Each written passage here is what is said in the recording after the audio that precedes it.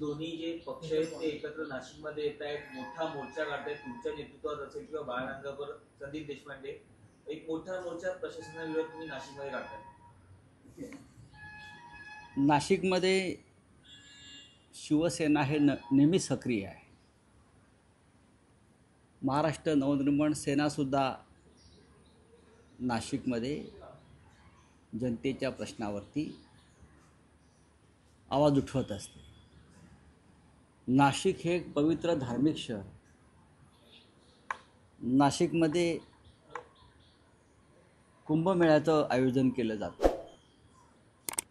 नाशिक ही श्रीरामाच्या नावानं ओळखली जाते.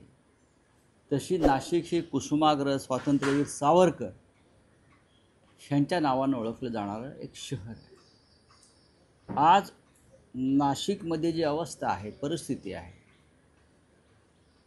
त्याच्या विरोधात शिवसेनेने यासुद्धा आंदोलनं केली. ड्रग्सच्या विरुद्ध सगळ्यात मोठा मोर्चा महाराष्ट्रात आम्ही नाशिकमध्ये काढला होता. आम्ही स्वतः होतो. आज नाशिकमध्ये एक प्रकारचं अराजक आहे.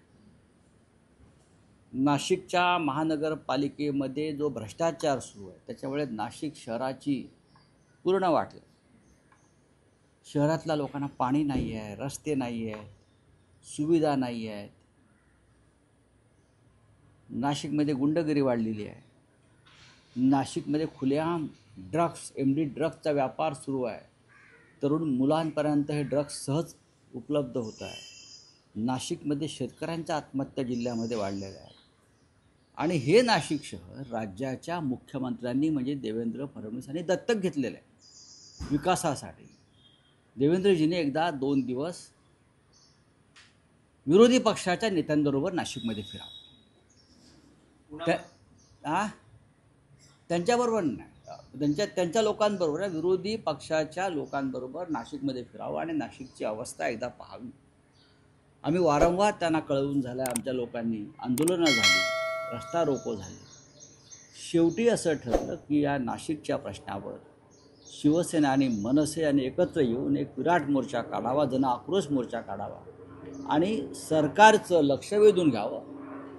मनसेचे नेते बरेचसे तिथे पोचलेले आहेत. त्याच्यामध्ये मला आत्ता सांगण्यात आलं की श्री बाळा नांदगावकर आहेत, संदीप देशपांडे आहेत, अभ्यंकर आहेत आणि आमचे स्थानिक नेते आहेत. मला आग्रह होता आपण या कार्यकर्त्यांचा आग्रह आहे म्हणून मी जातो. अशीच परिस्थिती आहे ज्या ठिकाणी ड्रग्स असतील किंवा गँगवॉर असतील त्या ठिकाणी राजकीय नेते असतील त्यांच्या जवळच्या लोकांची नावं देखील पुढे येतात. एक बघा की सोलापूरला पोलिसांवर दबाव कोणी आणला हे उघड झालं आहे. अशा प्रकारचे दबाव प्रत्येक शहरात आणि जिल्ह्यामध्ये राज्यकर्त्यांकडून आहेत. मग ते भारतीय जनता पक्ष असेल, मग ती शिंदे सेना किंवा मिंदे सेना असेल आणि भाजप तर आहेच. या सगळ्यांनी नेपाळच्या लोकांच्या उद्रेकाकडे गांभीर्यानं पाहायला पाहिजे. मी वारंवार इशारा देतो आहे. लोकांच्या संतापाचा स्फोट झाला की काय होतं हे नेपाळमध्ये आम्ही पाहिलं आहे. राज्यकर्त्यांना रस्त्यावरती आणून मारलं आहे, अधिकाऱ्यांना रस्त्यावरती आणून मारलं आहे. हे या राज्यात आणि देशात होऊ नये. सहनशीलतेचा एक बिंदू असतो, एक अंत असतो. नाशिकमध्ये त्या अंतानं टोक गाठलेलं आहे. पुण्यामध्ये अशा प्रकारच्या अंतानं टोक गाठलेलं आहे. नाशिकनंतर आम्ही अशा प्रकारचा एक विराट मोर्चा पुण्यामध्ये सुद्धा काढणार आहोत जनतेच्या प्रश्नावर. लोक कंटाळलेले आहेत.